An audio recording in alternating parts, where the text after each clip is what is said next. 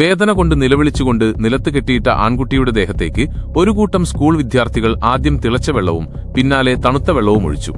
ശക്തമായ വിദ്യാർത്ഥി യൂണിയൻ നേതാക്കളെ ഭയന്ന് ആരും പ്രതികരിക്കാൻ ധൈര്യപ്പെട്ടില്ല. അന്ന് രാത്രി ആ കുട്ടി കസേരകളും മേശയും പുസ്തകങ്ങളും വെച്ച് വാതിൽ അടച്ചു. കയ്യിൽ ഒരു വടിയുമായി ഇരുട്ടിൽ അവൻ കാത്തിരുന്നു.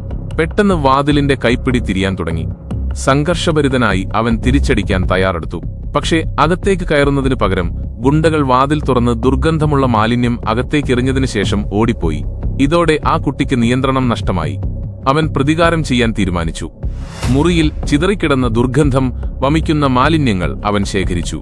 എന്നിട്ട് അർദ്ധരാത്രിയിൽ ആരും കാണാതെ അവരുടെ ഡോർമിലേക്ക് കയറി.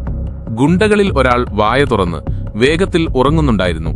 ആ തക്കം നോക്കി ആ കുട്ടി മാലിന്യം അവന്റെ മുഖത്തേക്ക് തട്ടിയിട്ട് ഓട്ടി രക്ഷപ്പെട്ടു.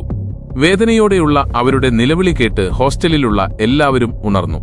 പിറ്റേന്ന് രാവിലെ ആ കുട്ടി എല്ലാവരുടെയും മുന്നിൽ വെച്ച് യൂണിയൻ പ്രസിഡന്റിനെ വെല്ലുവിളിച്ചു. മിനിറ്റുകൾക്കുള്ളിൽ അവൻ പ്രസിഡന്റിന്റെ 2 കൂട്ടുകാരെ നിലത്തിട്ടു. അത് കണ്ടപ്പോൾ സ്കൂളിലുള്ളവർ ഞെട്ടിപ്പോയി. അന്നു മുതൽ ആ പ്രസിഡന്റ് ഒരിക്കലും അവന്റെ വഴിക്ക് പോയില്ല.